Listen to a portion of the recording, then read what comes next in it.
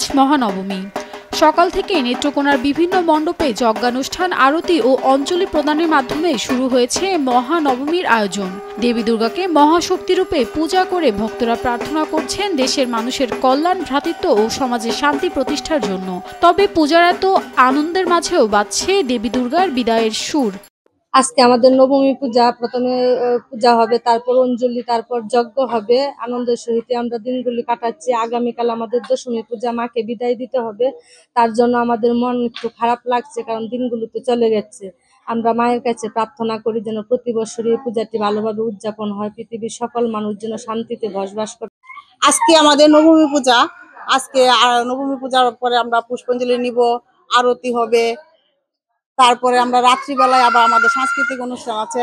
আর অন্যান্য বছরের তুলনায় এই বছর আইনশৃঙ্খলা বাহিনীও কঠোর আছে এবং তারা তাদের দায়িত্ব সঠিকভাবে পালন করছে।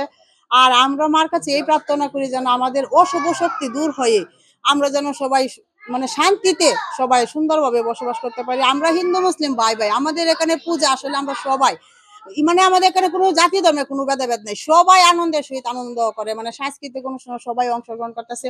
খুব সুন্দর পূজা। আমাদের এই পূজার ২৭তম বর্ষ।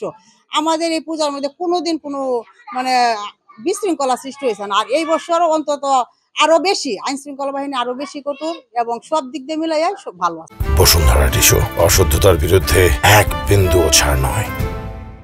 পূজা বেশ ভালোই কাটছে। আমার প্রত্যাশা আমাদের মধ্যে যেন ভ্রাতৃত্ববোধ, সৌহার্দ্যপূর্ণ ভাব বজায় থাকে, আমাদের সংসারে যেন শান্তি আসে। এছাড়া অন্যান্য বছরের তুলনায় এই বছর অধিক আনন্দের সাথেই দুর্গাপূজার ছুটি কাটছে, এমনটি বলছেন স্কুল কলেজ পড়ুয়া শিক্ষার্থীরা। দেবী দুর্গার কাছে এই আমাদের প্রত্যাশা যেন আমরা ভাই বোনেরা, আত্মীয় স্বজন সবাই ভালোভাবে দুর্গাপূজাটা কাটাতে পারি এবং এইবার অনেক ভালো দুর্গাপূজা কাটাইছি এবং এই দুর্গাপূজাটাই যেন আমরা প্রতি বছর বারবার ফিরে আসে, এইভাবেই আমরা দুর্গাপূজাটা কাটাই। আসলে এই বছর পূজা আমাদের অনেক ভালো কেটেছে। আমরা প্রতি বছর এই দিনটার জন্য অপেক্ষা করে থাকি।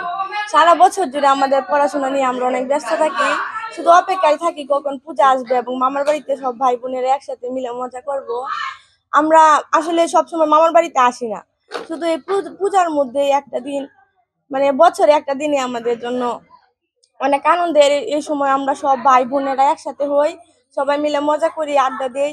আসলে মা দুর্গার কাছে আমাদের এটাই প্রার্থনা, আমরা যেন ভালোভাবে পড়াশোনা করতে পারি, মানুষের মতো মানুষ হই এবং প্রতি বছর এইভাবেই যেন সবাই একসাথে মিলেমিশে পূজার মধ্যে আনন্দ করতে পারি। সব ভাই বোনেরা যেন সারা জীবন এইভাবে মামার বাড়িতে আসতে পারে। এছাড়াও আইন শৃঙ্খলা বাহিনীর সহায়তায় পর্যাপ্ত নিরাপত্তার মধ্য দিয়ে অত্যন্ত শান্তিপূর্ণ এবং উৎসব মুখর পরিবেশে চলছে দুর্গোৎসব। পূজা খুব ভালো। আজকে নবমী, আমাদের আইন শৃঙ্খলা বাহিনী খুব ভালো। আমাদের গ্রামে একটা ঐক্যবদ্ধ হিসেবে আমরা পূজাটা করি।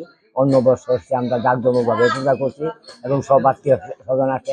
আজ এই পূজার বয়স হলো 28 বছর বয়স। আমাদের দ্বিতীয় কোনো হিন্দু মুসলমান কোনো প্রভেদ নেই। আমরা একত্রিতভাবে নিজের মতো মনে করি আমরা করি। আর এই বছরের স্টাফ, গত বছরের স্টাফ আরা সুশৃঙ্খলভাবে সবসময় আমাদের আয়া দর্শন করতে আছে, পরিদর্শন করে। নবমীর পূজার মধ্য দিয়ে ধীরে ধীরে বিদায়ের সুর বেজে উঠলেও দেবী দুর্গার আশীর্বাদে সব অশুভ শক্তি বিনাশ হয়ে সমাজে প্রতিষ্ঠিত হবে শান্তি, সৌহার্দ্য ও ভ্রাতৃত্ববোধ। আর এই শুভ শক্তির জয়গানেই শেষ হবে এবারে দুর্গোৎসবের মহোৎসব, এমনটি প্রত্যাশা ভক্ত ও অনুসারীদের। Nafisa Tasnim, Ridhika, Daily Sun.